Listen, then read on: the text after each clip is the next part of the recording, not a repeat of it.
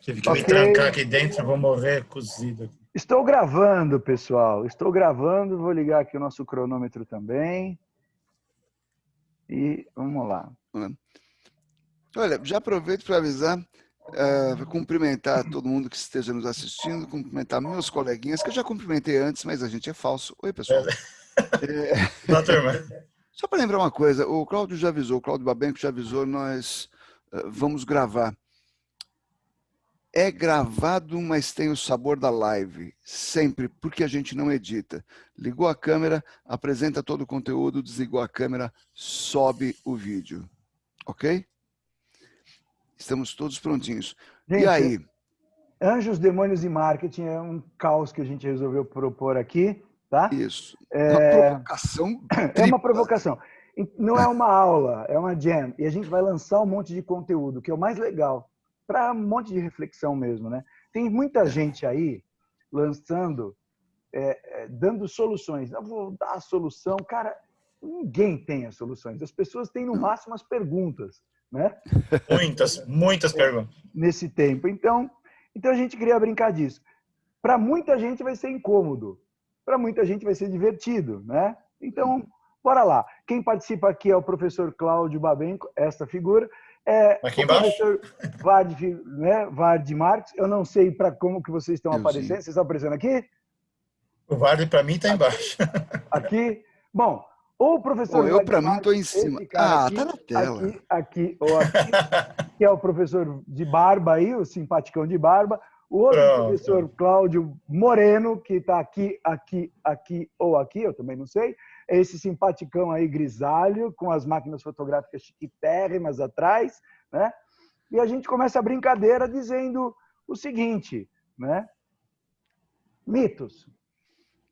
Ok. Primeira coisa, isso do que a gente vai falar, Anjos, Demônios e Marketing, estão enquadrados no grande capítulo Mitos.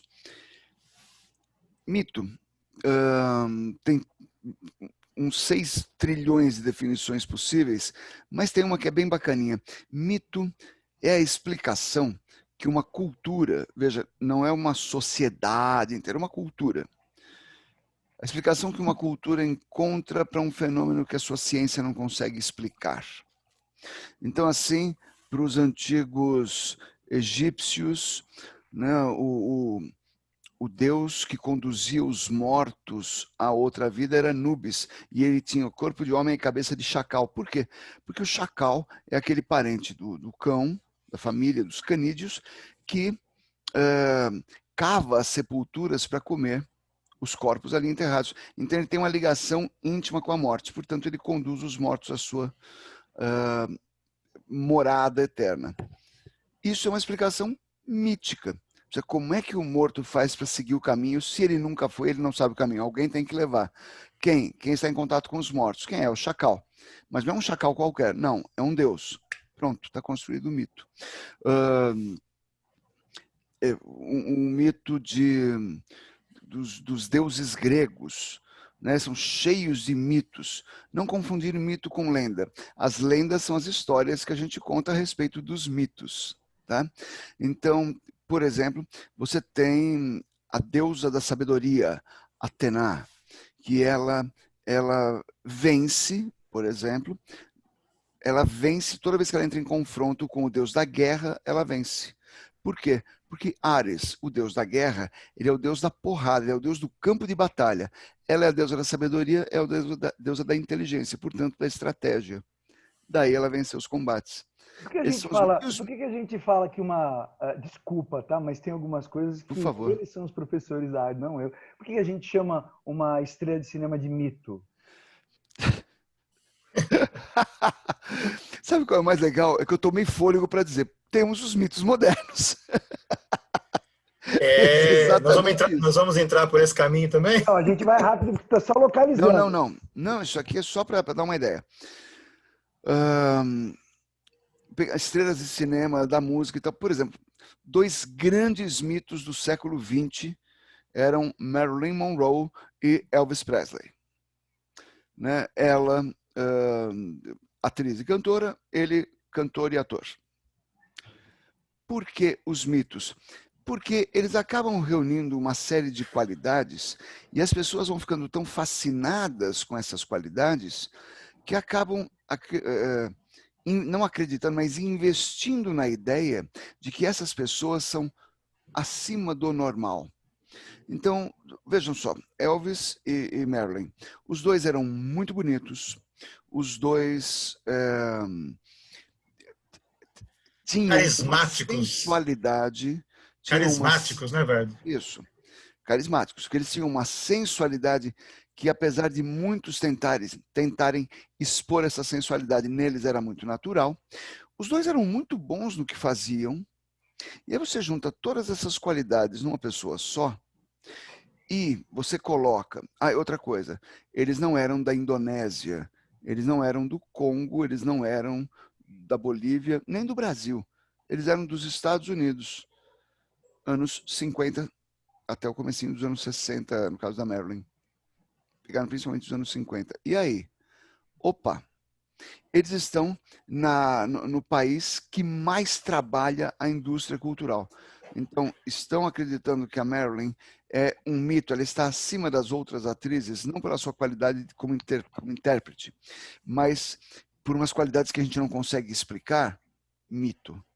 Vamos investir na ideia de mito. E isso é divulgado para o mundo. E a gente já recebe a informação de que agora eu vou apresentar para vocês um mito. E mostra essa pessoa. Ela tem qualidades que a classificam como algo meio inexplicável? Sim. Mas tem toneladas de propaganda em cima também. Assim você encontra grandes jogadores de futebol, mas só tem um Pelé. Tanto é que o Pelé se refere ao Pelé na terceira pessoa. Ele não fala eu. Eu sou o Edson. O Edson sou eu. Ele virou uma marca, né? Virou uma grife. Porque ultrapassa o padrão humano. E Okay? já que ultrapassamos o padrão humano... Só uma coisa. Cuidado. Cuidado. Recentemente, nos últimos 5, 10 anos, menos até 5 a 8 anos, apareceu uma gíria de chamar qualquer um que faz um gol de mito. Qualquer coisa que o cara deu uma resposta muito boa para outro num debate, mitou. Inventaram no Brasil inventaram o mitou, mitar. Isso é gíria. Isso vai é logo. Gíria. É então, gíria. qualquer bobagem que alguém faça e o outro ache engraçado, ou é isso aí, meu. Ao invés de falar isso aí, meu, ele fala mito. Cuidado. Anjo. Até qualquer um que se elege muitas vezes, né? Mas tudo bem. Anjos. Então vamos lá. Falei. Já que nós vamos falar sobre anjos, demônios e marketing, o que são anjos? Né? Nós não vamos ficar fazendo aqui uma explicação teológica dessa questão, não. Mas a palavra anjo, ela vem do latim angelus e do grego angelis. E isso significa, resumidamente, mensageiro. Então, a ideia dos anjos é que eles são entidades não corporificadas e que é de caráter espiritual. Por ser mensageiros, são portadores de ideias, portadores de mensagens de Deus para os homens.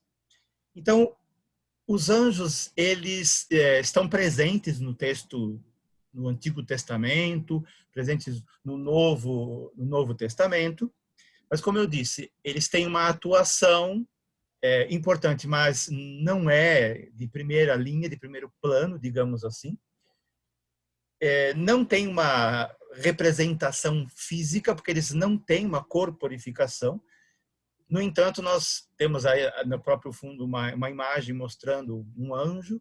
Isso é uma imaginação completa das pessoas que criaram, tentaram dar uma imagem para algo que é etéreo, para algo que é espiritual. Então, os anjos já foram representados como homens maduros, como crianças imberbes, associando aí com o Cupido da mitologia grega. Já os anjos são representados muitas vezes com asas, nem sempre, mas as asas dão a ideia de ser o portador da mensagem. Então ele vem e ele vai, né, para o mundo terreno, e ele alça o céu. Aí as asas exemplificariam, simbolizariam essa ideia da transmissão, né? Também podem ter auréola ou não, aí também é uma questão de cada momento histórico, como isso pode ser representado. Existem várias classificações de anjos, mas nós não vamos entrar nesse mérito aqui. Os mais famosos, na verdade, eles estão numa escala que estão acima dos anjos, que são os arcanjos, né? Miguel, Rafael, Gabriel, Menadiel, e são vários dessas figuras angelicais que Deus coloca aí como mensageiro para poder atuar, para poder mandar os seus recados junto aos homens, né? Eu falei que os anjos estão presentes no texto bíblico, no Antigo e no Novo Testamento, mas eles também estão no Alcorão, né? Lembrando que o Maomé recebeu toda a sua revelação através de uma figura conhecida no universo judaico-cristão, que é o anjo Gabriel, né? Então, né, Gabriel significa Deus é forte. É um nome, uma das características de Deus, o nome Gabriel, como os outros. Agora, existem pessoas, isso com o tempo, então, foi ganhando uma outra dimensão, pessoas que são muito boas, benevolentes, elas são intituladas como anjos, né? Pessoas que são angelizadas. Era muito comum, hoje em dia isso não está mais em costume, crianças recém-nascidas também serem chamadas de anjinhos, porque acabou de nascer e ele ainda não foi, né, a criança ainda não foi corrompida pelos seus próprios desejos e pelas mazelas humanas, então ela seria ainda pura, seria um anjo. Os anjos, quando é corrompido, vira outra coisa, né? Aí vira ser humano. Aí vira ser outro humano, negócio. Uhum. Só para a gente, então, já passar a bola para o próximo, para o Vardi, os anjos, eles têm, na verdade, duas categorias. Os anjos bons, que são esses que nós comentamos, etc. E tem também os anjos maus, que são aqueles que se rebelaram contra Deus, então resolveram fazer as malas, sair de casa e fazer outras provocações em meio à humanidade. Então, os anjos maus ou os anjos caídos, que também podem ser conhecidos como demônios. E aí, o Vardi, por favor, agora a bola é tua. Tá vendo o slidezinho aí? Sim? Sim, sim. Bora. Perfeito. Então conta para nós, professor Vardi. Eu vou resumir bastante aqui, porque a primeira ideia que as pessoas têm sobre demônios ou diabos ou coisas semelhantes, nomes semelhantes, é que eles são entidades do mal, ou como disse o Cláudio Moreno, eles são anjos caídos. E a função deles no cosmo é apurrinhar a espécie humana para atingir a Deus, para injuriar a Deus. Enquanto Deus espera que as almas retornem a Ele sãs e salvas, os demônios dizem, não, vou trazer para o meu lado. Eles teriam surgido na queda dos anjos, uma rebelião provocada pelo maior dos anjos, o maior serafim. Serafim é o mais alto grau dentre os anjos. Existem 9 tipos de anjos, e anjo, na verdade, quer dizer, tem o anjo, nome genérico, mensageiro, mas anjo, apenas anjo, é aquele que está mais próximo de nós, é o menor grau da hierarquia. E o mais alto grau é o serafim. E o maior dos serafins era Lúcifer. E aí Lúcifer se rebelou contra Deus, existem várias versões dessa rebelião, ele teria então caído, ele foi expulso do céu, muitos outros anjos ficaram do lado dele na rebelião e foram expulsos também. Inclusive, e aí eles foram ocupar... na Netflix, né? Chegaremos nesse Lúcifer aí. A gente chega lá. Mas aí, essa é a explicação curta, isso é o que está no dicionário, isso é o que está... Eu quero uma informação, o que é demônio? Ah, anjos que caíram e, portanto, eles eram do bem, caíram, viraram do mal. Pronto, acabou. O slide de marketing está depois de demônio, é bem É proposital sintomático. e sintomático, né, professor É Vaz? uma decadência, né? Que maldade, Wader. Nossa Obrigado Senhora. pela deixa gentil, já que eu sou o demônio caído mais do que demônio nessa história. Gente, a minha brincadeira aqui é a seguinte: marketing, por conta de ser uma ativação, marketing é apenas um conjunto de ferramentas que conecta quem entrega valor com quem deseja o valor entregue. Uma empresa faz sorvete, eu quero um sorvete, o marketing diz, esta empresa tem o sorvete, você quer o sorvete, está aqui, está em tal lugar, por tal preço. Simples assim, né? É lógico que quando eu defino uma comunicação, eu defino a melhor forma de fazer essa comunicação. E nenhuma comunicação é não intencional. Portanto, dito isso, não se trata de vender a alma ao demônio, nem de fazer parte de suas frentes, né? nem ser um anjinho. Nem ser um anjinho. Significa apenas comentar, deixando de falar todos os aspectos, lógico, escolhendo os mais relevantes. Nos 4 P's, no preço, na praça, na promoção e no ponto, na distribuição.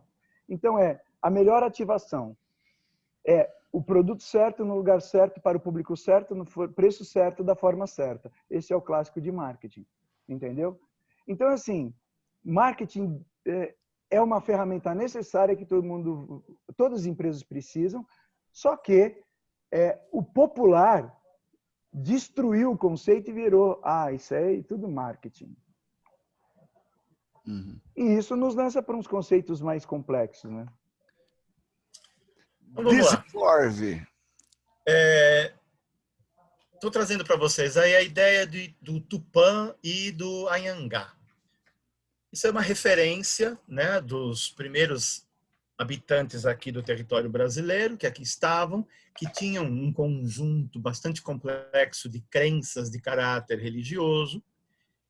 Como eles não tinham uma escrita, um material escrito que pudesse ser preservado, a transmissão cultural nativa ela era pela oralidade, de pai para filho. Então, isso, quando os europeus aqui chegam, né, e quando eles invadem o Brasil e se apropriam do território, eles vão bater de frente com essas culturas, várias culturas, que a gente generaliza e minimaliza, colocando tudo como se fosse tudo índio. Um grande problema, uma grande problemática é essa. São vários grupos com costumes diferenciados, mas que, por uma série de questões aí de antropologia e sociologia, foram resumidos em dois grupos maiores, os tupi-guaranis, né?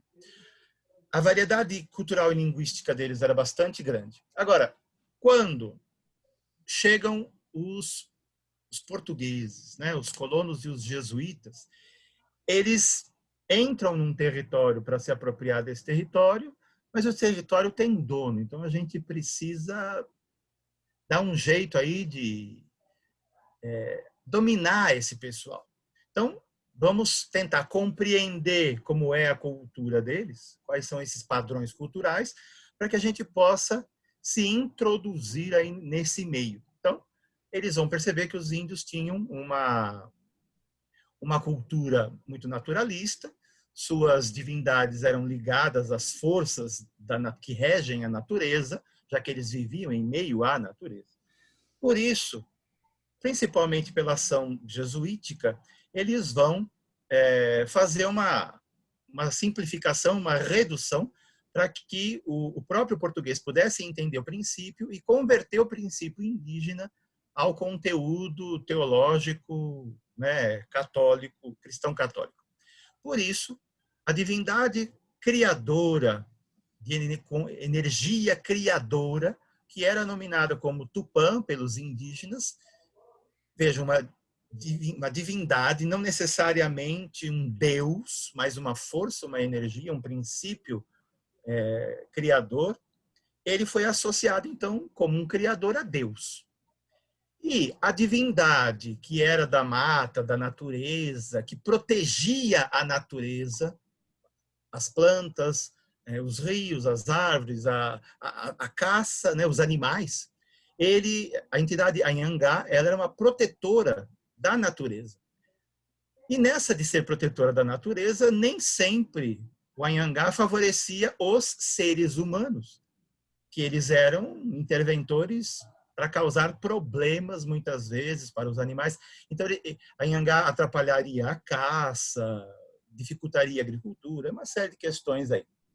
O que vai acontecer, então, é que a Anhangá vai ser associado a uma figura do mal, a uma figura que atrapalha, como o Vard falou, e assim ele vai ser associado à ideia de alguém do mal. A Anhangá significa, numa tradução aí, alma antiga, ou então Anhanguera, inclusive um dos nossos bandeirantes foi alcunhado com esse nome, né? E ele era tratado como diabo velho. Anhanguera significaria mais, talvez numa língua portuguesa mais próxima, algo como fantasma, né? Mas também diabo velho, coisa ruim, coisa que o valha. E nesse processo, o que vai acontecer? A gente tem uma característica em São Paulo, né? Para quem não é de São Paulo, talvez fique um pouco distante, mas já deve talvez ter ouvido falar, o Centro Histórico de São Paulo, ele se desenvolveu a partir do vale de um córrego, de um ribeirão chamado Anhangabaú. Anhangabaú, né? Que o historiador Teodoro Sampaio nomeou para a gente como a ideia seria assim, um bebedouro de assombrações, porque era um córrego, na época da cheia, ele enchia, como tantos outros rios, causava problemas, a água parece que não era muito salubre, os animais e as pessoas iam tomar água lá, ela não era lá de boa qualidade, então se tornou um córrego meio complicado. Hoje ele está totalmente canalizado.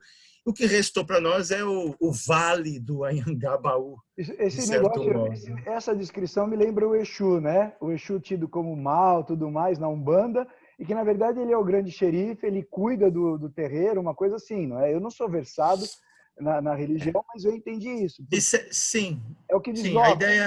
A ideia é um princípio semelhante assim, à ideia do Exu, que também foi alcunhado como diabo, é uma referência, até o Vard vai comentar isso depois. Desdobramento. Não tem nada a ver, mas é uma outra tentativa de demonizar a cultura do povo vencido. E os anjos brasileiros aí? Os anjos brasileiros, assim, evidente que essas figuras que eu coloquei aqui, eles não são necessariamente anjos, né? Mas naquela humilde definição que eu coloquei de figuras benevolentes que atuaram em prol da humanidade, em nome de Deus e etc, etc, etc, nós então temos um desenvolvimento nas últimas décadas de um processo de canonização, de santificação de várias figuras no território brasileiro, na mesma medida que vai surgir um outro fenômeno que eu falo em seguida, só vou explicar esse primeiro para falar. Parece que é um contraponto, né? Porque até 1988, o Brasil, o maior país católico do mundo, não tinha um santo que fosse. O Japão, que tem 0, nada por cento de católicos, ele tinha mais de 20 e tantos santos lá. Então, uma situação bastante complicada em meio ao avanço de outras religiosidades que estavam atuando com bastante força. Então, neste processo, né, não estou dizendo que houve uma teoria da conspiração para combater o mal no Brasil, mas que é coincidente. Em 1988, a gente tem, então, os 3 primeiros santos brasileiros, que não são esses que estão aqui. São três figuras espanholas que foram martirizadas pelos índios lá na região onde hoje é o Rio Grande do Sul. Então, eles foram martirizados em território que hoje é do Brasil. Depois, então, aí vem a Madre Santa Paulina, em 2002, né? mas ela não é brasileira. E aí o grande marco desta brincadeira toda seria justamente o Frei Galvão, que é o primeiro que aparece, já um brasileiro. Aí o Papa veio até aqui, tudo mais, né? O Papa Bento XVI veio na cerimônia aí que ele foi canonizado e tudo mais. Lógico que também tem a oficial lá no Vaticano, mas ele veio aqui. Então, depois do Frei Galvão, a gente tem o São José de Anchieta, que até então era apenas beato, e ele foi então canonizado pelo Papa Francisco num processo que atropelou o processo natural, porque tinha um milagre só de referência a ele, mas o Papa Francisco, não sei se tem a ver, um jesuíta resolveu canonizar um outro jesuíta num processo que já batia algumas centenas de anos, né? Uns 300 anos mais ou menos esse processo de E canonização. você acha de justiça brasileira Anchieta. demorada, né? Uhum. Então, o Anchieta foi em 2014. Em 2018, aí nós tivemos um pacote, como nós tivemos, como aconteceu lá no Japão, né? Então, só para esclarecer, antes de terminar essa parte, que hoje o Brasil tem, para quem não tinha nada até 1988, hoje o Brasil tem 37 santos canonizados. 37, tá? Não, volta lá, Cláudio, volta lá. Opa, faltou da irmã. Então, vejam, esses 30 pessoas foram canonizadas num pacotão também, num processo que aconteceu durante a invasão holandesa na região que hoje é o Rio Grande do Norte, e, inclusive, uma delas, Santo André, não o famoso, um outro Santo André, né? Ele é nomeado, mas as outras 30 pessoas não têm o nome delas. Inclusive tem índio no meio, tem de tudo. São 30 pessoas que foram canonizadas e não tem um nome. Então, são canonizados num processo conjunto, né? Um grande pacote. E aí, em 2019, aquela que ficou intitulada como O Anjo Bom da Bahia, daí a referência de trazer esses santos como anjos, a irmã Dulce, né? Uma brasileira também, num processo muito rápido, ela e o João Paulo II foram os processos, aliás, a Maria Teresa de Calcutá também, foram processos de canonização assim, bastante acelerados. Então, hoje, o Brasil tem 37 santos, 37 anjos brasileiros, para a gente brincar um pouquinho. E nesse processo de angelização aí do catolicismo brasileiro, nós temos um contraponto que pode ter servido de mote para que isso se desenvolvesse, que é o desenvolvimento em larga escala, né, galopante, como se diria o antigo presidente Figueiredo, um processo galopante, o desenvolvimento, né, da teologia do domínio. A teologia do domínio, ela é apregoada pelas igrejas pentecostais e, sobretudo, as neopentecostais, onde eles vão dizer o seguinte: o diabo, o demônio, Satanás, o cramulhão, o coisa ruim, o tinhoso, seja lá o nome que a população queira dar para ele, ele está presente em tudo, em todas as circunstâncias da vida humana. Na política, na economia, na cultura, na música, na arte, no futebol, nas bactérias, nos vírus, causando todos os males e todas as mazelas humanas. E o ser humano, a única coisa que pode fazer é o quê? É correr atrás de se desvencilhar desse domínio satânico, domínio demoníaco, e por isso muitas igrejas elas fazem aí seus cultos, geralmente nas sextas-feiras, o culto de descarrego, o banho de descarrego. E assim, 5 sessões, né? 5 sessões de descarrego, inclusive, no dia. Aí os processos são variados, né? Mas e essas igrejas muitas vezes usam processos que vêm de outras religiões que eles criticam, mas não é o caso da gente fazer comentário. Isso fica justamente até para outros cursos, como o curso de religião que eu tenho, que o nosso SENS tem, que a gente pode oferecer para vocês, para tentar entender um pouco melhor essa situação toda. Então, só para resumir, nós temos nessa situação dos anjos brasileiros um contraponto a isso, o desenvolvimento da angelização, da santificação, da canonização, 37 anjos católicos, na medida que também se desenvolveu a teologia do domínio. Então, agora as pessoas têm tanto esses pastores que fazem essas sessões de descarrego, e lembrando que não são apenas igrejas pentecostais que fazem isso, existem igrejas carismáticas católicas que também apelam para esse sentido, inclusive dizendo que é descarrego e evitam a palavra exorcismo, porque ela é mais do universo católico, mas isso também acontece. Né? Você lançou uma Então, palavra boa aí, Claudio. Você lançou uma palavra boa aí, exorcismo. Gostei. Vou até mudar então, de slide para o Vade. Isso, agora vamos lá, Vardê. Agora é contigo. Olha que beleza. Exorcismo na parada. Ok. A imagem que a gente tradicionalmente tem associada ao demônio é a do Baphomet. Né?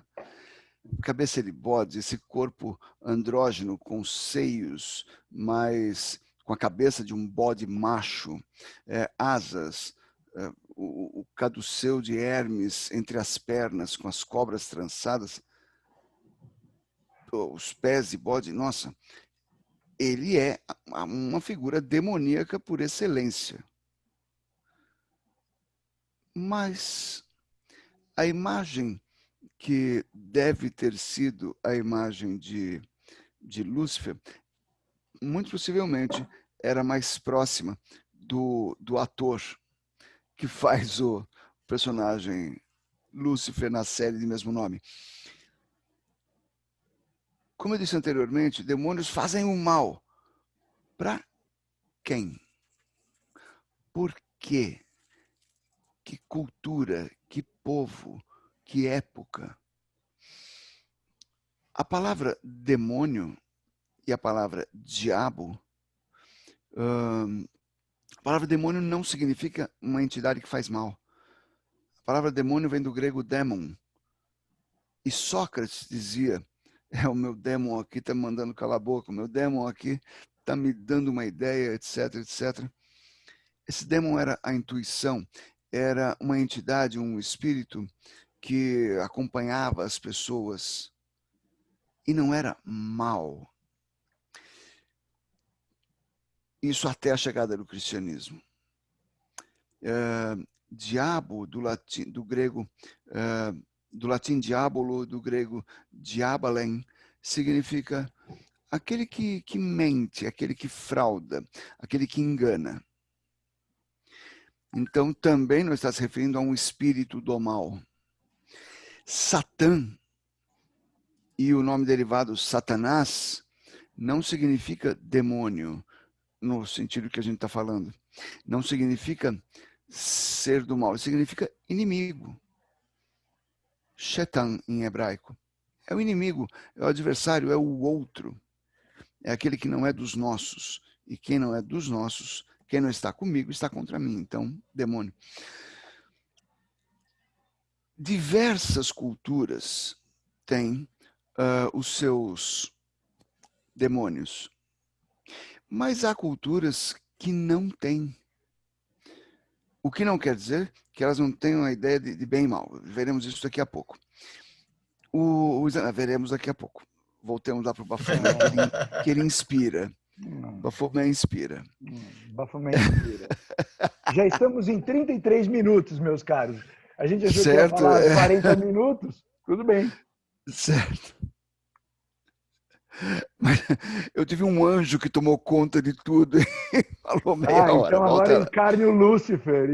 E lógico. Não. Muitas culturas têm um deus do mal, têm espíritos do mal. Mas cuidado com aquele que você acha que é um deus do mal. Anote essa. Muito frequentemente, para não dizer todas as vezes, muito frequentemente, demônios são deuses de povos vencidos. Os deuses da Babilônia, nós os conhecemos como demônios. Por quê? Porque quem contou essa história para a gente foram os hebreus, na Bíblia. E os hebreus foram escravizados pelos babilônios. Tudo que tinha de pior no mundo, para eles, era a Babilônia. E todos os deuses babilônios vão se tornar demônios. Baal, na Bíblia diz no Velho Testamento, não se pode servir a Deus e a Baal. Esse Baal é um demônio, não é? Não. Baal quer dizer senhor no antigo idioma babilônio. Então todos os deuses deles eram Baal. Ou se fosse mulher, Baalim. Houve um tempo em que se acreditou, e há uma corrente que imagina isso ainda, que o primeiro adversário, o primeiro Satã, antes de Lúcifer, o primeiro adversário, era quase que um advogado de Deus. Sim, era ele que avisava, olha, aquele ali é pecador, aquele ali é pecador. Por isso, ele teria provado para Deus que Adão e Eva, na essência, eram pecadores, porque eles comeram lá a maçã. Jó, se você ler o livro de Jó, é o demônio que está conversando com Deus, e diz, aquele servo Jó ali, ele não é essa flor que se cheire, não. Se pressionar direitinho, ele renega. E Deus fala, não acredito. E o livro de Jó, então, é o resultado de uma aposta, quase. O diabo vem tentar Cristo no deserto. Então, todas essas tentações são para ver quem se mantém reto, temente a Deus, e quem cede, fazendo com que as almas impuras não vão para o paraíso. Poxa, eu estou quase dizendo que o demônio presta serviço à causa divina? É. E digo mais, a ideia de entidades sobrenaturais não existe só no cristianismo. O démon grego só virou entidade do mal quando o cristianismo chegou lá. Enquanto estávamos pagãos, ninguém dava a mínima para isso. Até porque a mitologia grega não tem um deus do mal, especificamente. Os deuses podem ser muito maus, todos os deuses. Podem ser muito maus se eles não forem cultuados, se eles forem desrespeitados, se eles forem desobedecidos. Você está falando de Zeus, né? Apolo, tá? Isso, Zeus, Apolo, Jeová. Vai contra. Queima no fogo do inferno. Queima no fogo do inferno. Por toda a eternidade, mas eu te amo. Vamos falar que esses 3 professores tudo satanista, né? Não tem nada a ver com religião isso aqui, gente. Tem nada a ver com... Não, exatamente. Agora tem mais. Muitas igrejas no Brasil que fazem aquele último slide que apareceu do professor Cláudio. Quer voltar um instantinho no slide anterior, Babenco, por favor? O descarrego, a sessão espiritual de descarrego. O Cláudio falou, olha, não vou usar a palavra exorcismo que fica muito católico. O que a gente está falando no momento é de descarrego. Pode ir para os meus demônios lá que eu estou bem acompanhado ali, obrigado. O que você está falando de descarrego, eles diziam anteriormente que estavam livrando o mundo, as pessoas, os seus fiéis, dos Exus, da pombagira, do Exu, do tranca-rua, até que alguém entrou com uma ação judicial e falou, escuta, está zombando de uma religião estabelecida, aliás, mais de uma, né? Candomblé, Umbanda, não pode. Aí eles mudaram o termo para encostos. Você trabalhava, então você era pai de encosto, mãe de encosto, quando a pessoa dizia, eu anteriormente era pai de santo, mãe de santo. Não existe demônio na Umbanda, nem no Candomblé. E Exu? Exu é o mais próximo de nós. É o mais próximo do ser humano. E por isso, atende a pedidos humanos. Atenção, o ser humano, sim, pode ser muito mal. E pode ser muito bom. Então, quando alguém diz, eu quero ver aquela pessoa destruída, porque eu tenho inveja, porque eu quero vingança e tal, essa mesma religião de matriz africana diz, o que você desejar de mal para o outro, volta para você. Ainda assim, as pessoas querem fazer o mal. A entidade é provocada. Ora, Por acaso, o Senhor Deus dos Exércitos, que está na Bíblia, ele foi bonzinho para os cananeus, para os egípcios, para os babilônios? Foi bonzinho? Não, ele foi muito mal para proteger os bons. Ele foi bonzinho contra os japoneses com 2 bombas atômicas? Opa! Então, mas ele... E agora? Ele foi malzinho para uns e bonzinho para outros? E os judeus que eram fervorosamente religiosos e embarcaram no trem para Auschwitz-Birkenau, para o campo de extermínio, para os campos de extermínio.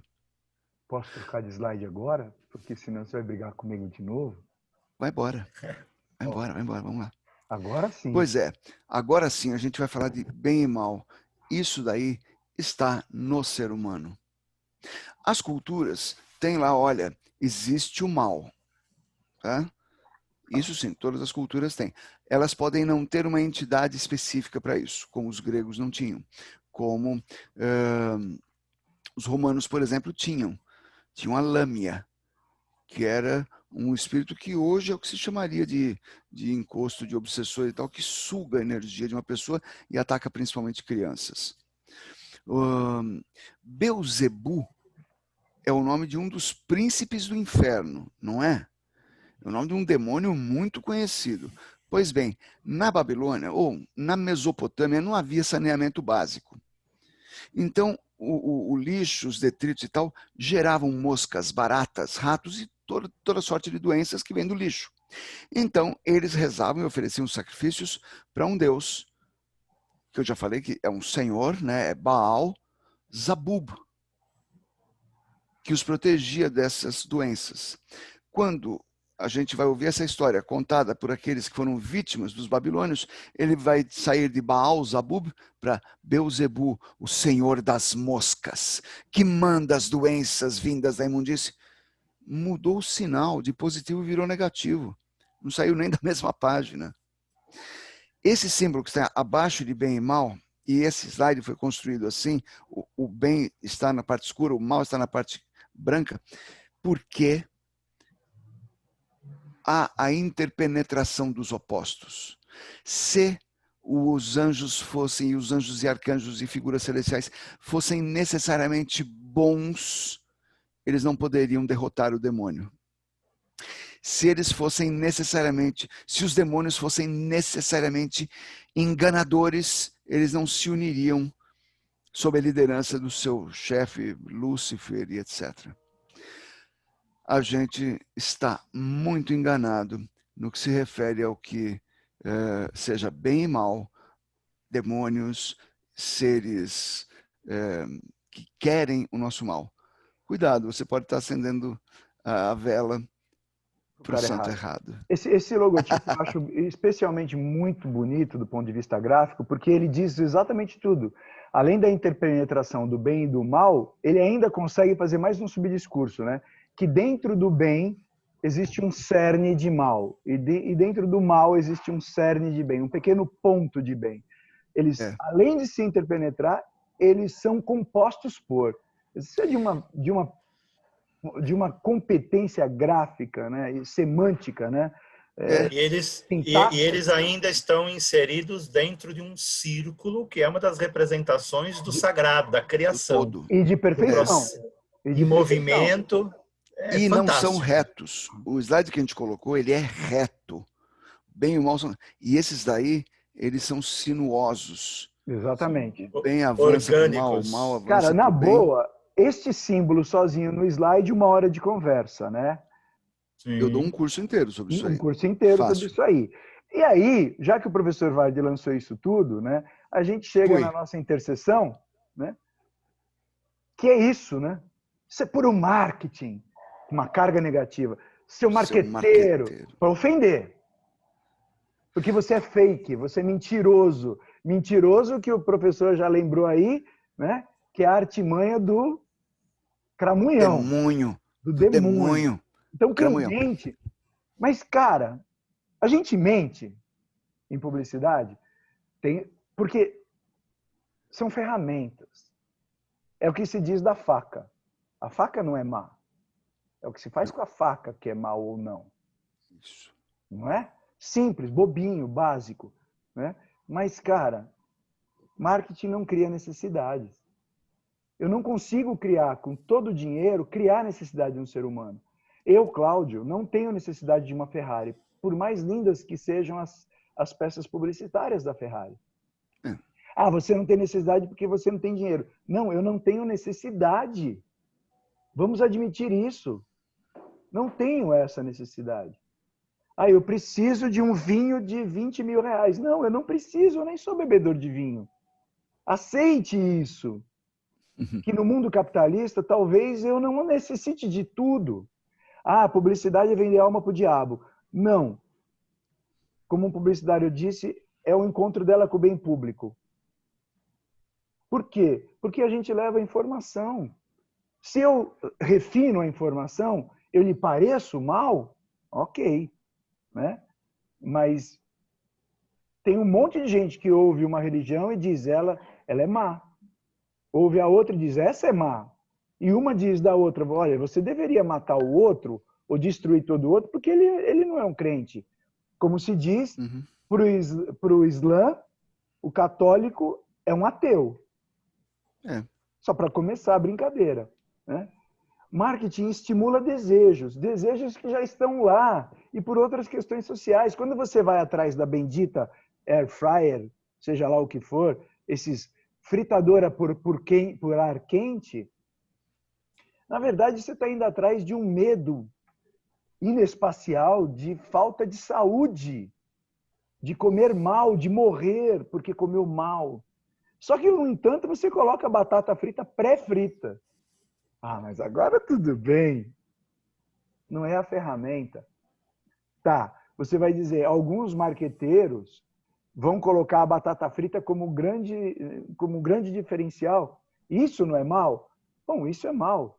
Do mesmo jeito que existem religiões que fazem isso, o problema é a gente entender aqui que ferramenta não é má em si. A ferramenta é boa em si. A igreja usa publicidade. Na verdade, a gente chama de propaganda quando é ideológica. Né? Aliás, a palavra propaganda vem da igreja. De propagar, porque propagar é uma ideia, uma fé, uma ideia. Uma ideia que, se tudo correr bem, se transforma em fé. E fé você pode ter. Qualquer um pode ter fé. Porque fé é acreditar sem necessariamente provas. Do meu ponto de vista, bastante basal. Basal, básico, simplório até. Né? Isso tudo nos leva a cuidado com o que você acredita. Mesma frase do Vale. Cuidado com o que você acredita que é bom e é mal. Porque o bom e o mal é extremamente sedutor no seu contraste. E é aí que a gente entra nas reflexões do Sans. Porque agora a gente faz uma pequena curtição mostrando o bem e o mal funcionando como produto, funcionando como tema, funcionando como diversão, como sedução, né? Produto para a indústria cultural. Né? Produto para a indústria cultural, produto para tudo. É assim que o Sans reflete. Vamos refletir junto aí? Bora. Bora Primeira lá. diversão que eu amo de paixão, The Great Race, né? Do Blake Edwards, que é maravilhoso, é o que produz coisas maravilhosas como Pantera Cor-de-Rosa. Pantera Cor-de-Rosa. Ele é maravilhoso. Assistam. Em português ficou A Corrida do Século, com Jack Lemmon inalcançável, né, do ponto de vista da arte, um maravilhoso ator, ele é fora do normal, né, fazendo o Dr. Face, né, ele é o mal, ele é o vilão, e o Tony Curtis no auge da sua beleza, né, parodiando sua beleza, inclusive. Inclusive parodiando sua beleza, tem cenas em que ele dá um sorriso e brilha. O sorriso branco do dente dele, cheio de estereótipos, né? Ele sabe que é gozação. Ele sabe que é gozação e, no entanto, ele usa isso. Então, isso aqui é grande e legal. O filme não se leva a sério. O filme é uma grande curtição. Assistam. É O Bem contra o Mal, pontuado por ela de rosa no meio, que é inteligentíssima. Ela não é frágil. ela se faz de frágil, ela é uma sufragista, né? Wood também toda a sua plenitude de beleza, né? E curtam. Vocês vão ver os carros pretos do mal, né? Carro preto com linhas pontudas, linhas pontiagudas, aliás, ângulos pontiagudos, tal. O branco com coisas curvilíneas, né? O carro é delicado, ele é elegante, né? E no entanto os dois têm ouro. Oh. Preto com ouro e branco com ouro. E aí dou um pequeno spoiler de uma outra live que a gente vai fazer, essa espero que seja live, não Dead Live, né? Sobre cores. E a gente vai falar todo da psicologia das cores, da psicodinâmica das cores em comunicação. E nessa outra live a gente também vai brincar sobre a poesia das cores. A gente vai curtir junto e vai pontuar com um monte de coisa da história da arte também. Mas assim, esses caras aqui brincam com alguma coisa que é absolutamente adorável de se ver. É compreensível, é simples de entender, né? Uma extrema dicotomia, né? No entanto, a mesma coisa. Tem momentos que ele manipula a indústria do automóvel e ela, aliás, e o Dr. Fez, né? Ele tem momentos de entendimento, né? da realidade e tal. Isso deriva num desenho que nós amamos, Bom Bom e Mal Mal em português, né? Roland and Ratfink, né? O filme é de 1965 e os desenhos são de 68. Os dois desenhos, A Corrida Maluca e o Bom Bom e Mal Mal, são de estúdios concorrentes e foram feitos no mesmo ano. E os dois se referem diretamente ao filme. Na Corrida Maluca você ainda tem o Peter Perfeito, que seria o papel do Tony Curtis, e a Penélope Charmosa, que seria o papel da Natalie Wood. E você tem a derivação, que é o Dick Vigarista, né? E é Perfeito. muito melhor a tradução do que o próprio inglês. O termo em inglês é um pouco mais abrangente para Dick Vigarista, que é Dick também. É um enganador, uma coisa... Não sei, eu não gosto muito do termo, mas vigarista é maravilhoso, Dick Vigarista.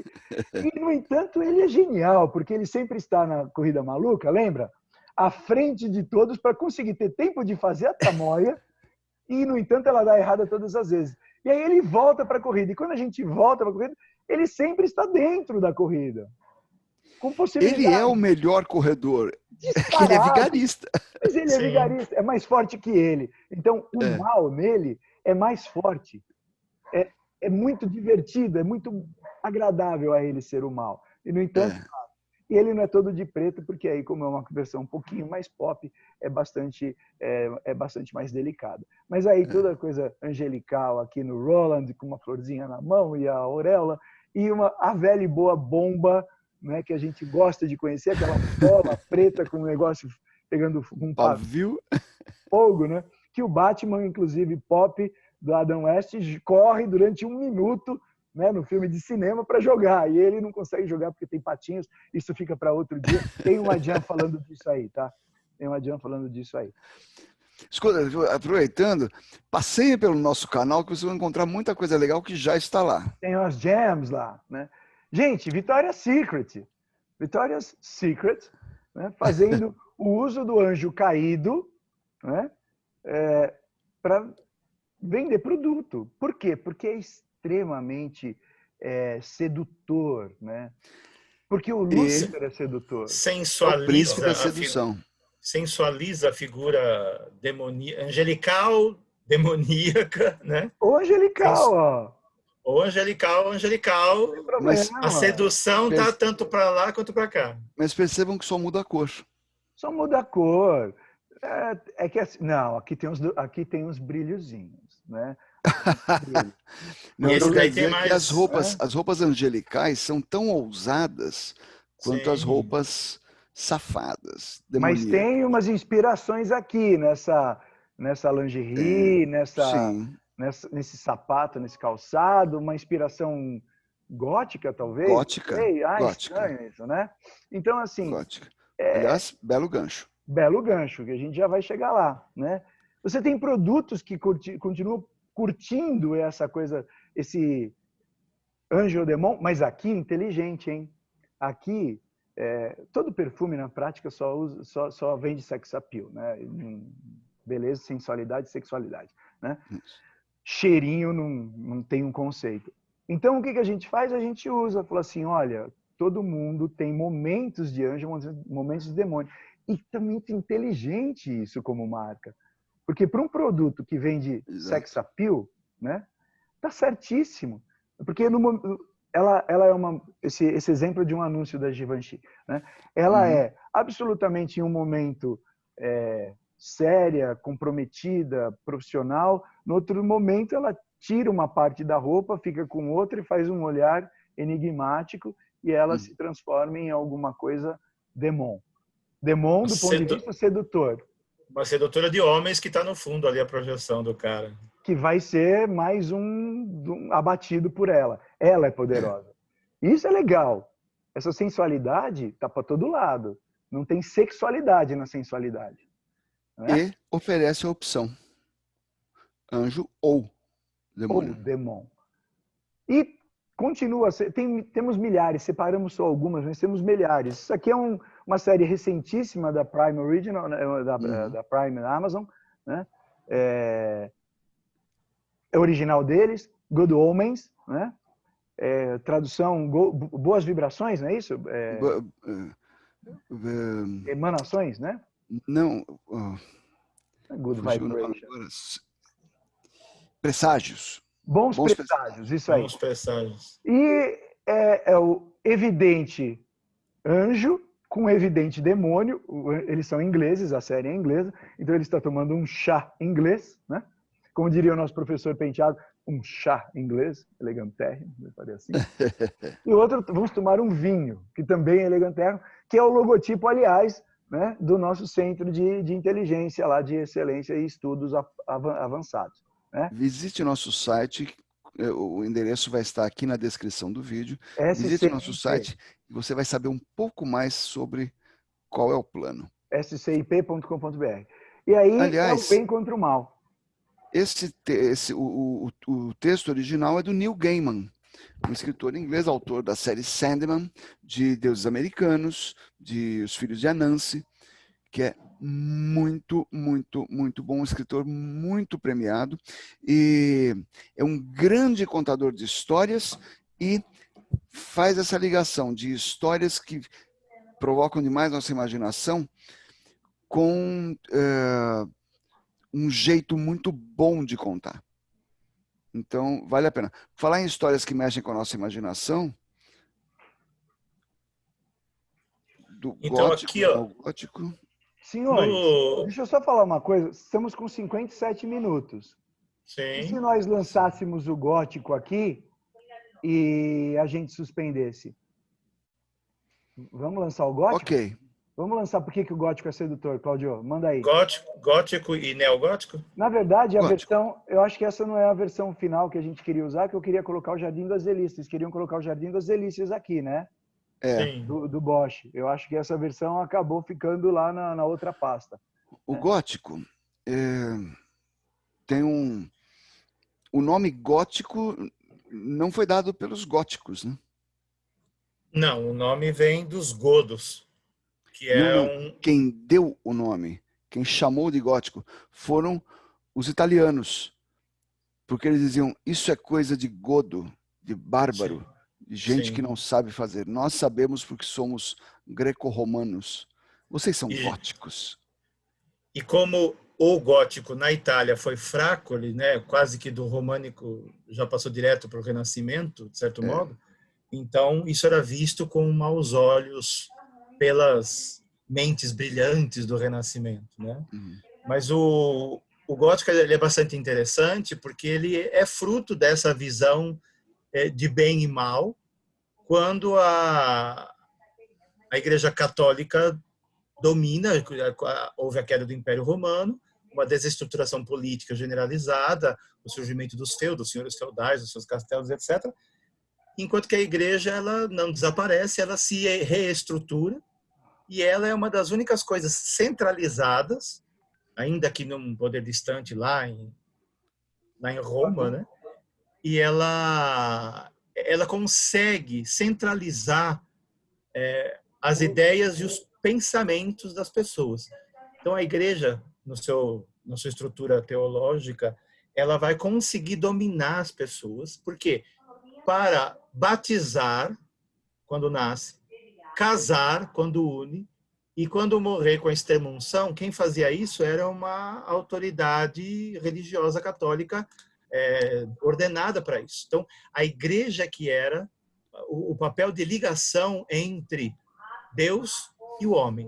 Deus Pai, Maria, ou a representação simbólica da Igreja, Santa Madre Igreja Católica, e aí, então, Deus Pai, Maria, mãe, que conduz, que leva, que passa a mão na cabeça, e aí Cristo, o caminho que leva ao Pai. Então fica aí uma tríade interessante.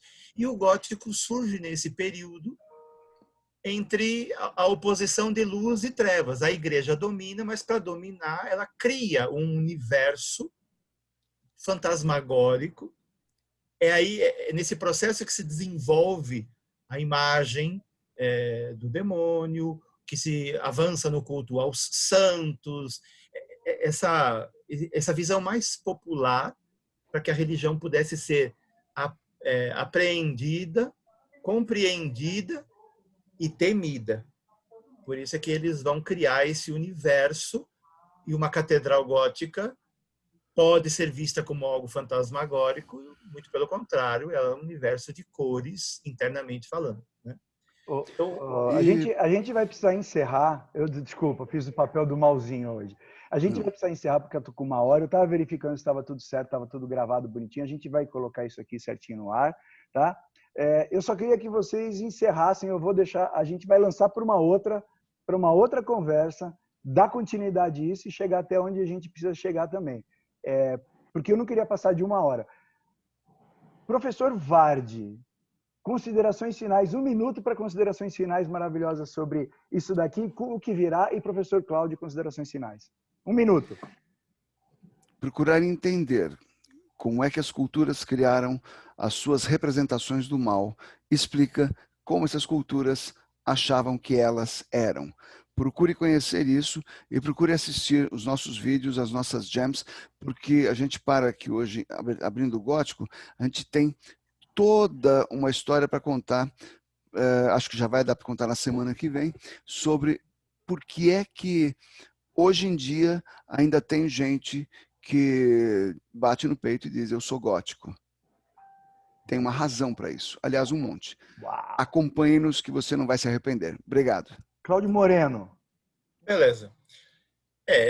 A gente precisa começar a reavaliar ou mentalizar, refletir sobre essas questões que nos são apresentadas historicamente, né, pelas instituições ou pela cultura, pela arte, essa noção de bem e mal, até que ponto isso é realmente bem, até que ponto é realmente mal. Afinal de contas, não há males que vêm para bem.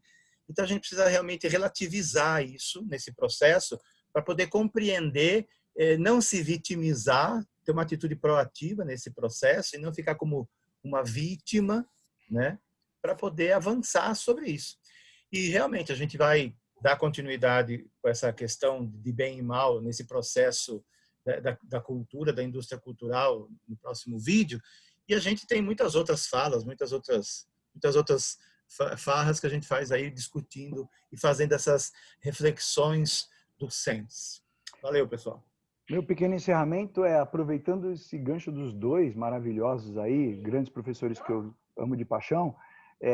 Gente, o marketing é a mesma coisa, né? Já que a nossa proposta era falar desses assuntos juntos, não entra numas de que eu comprei e fui enganado pelo marketing.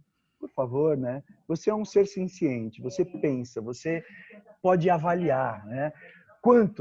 Lógico, de novo, existem profissionais de marketing ruins? Óbvio que existem. Existem empresas ruins, existem religiões ruins. Desculpe, existe tudo possivelmente ruim e possivelmente bom. Não dá para cravar nada.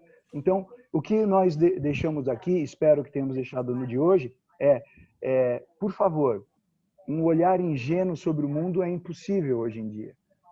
um olhar crítico sobre o mundo é desejável. E aí a gente vai falar também de ciência na próxima vez, e vamos fazer um caminho completo dizendo que talvez a ciência seja realmente uma luz, uma vela na escuridão.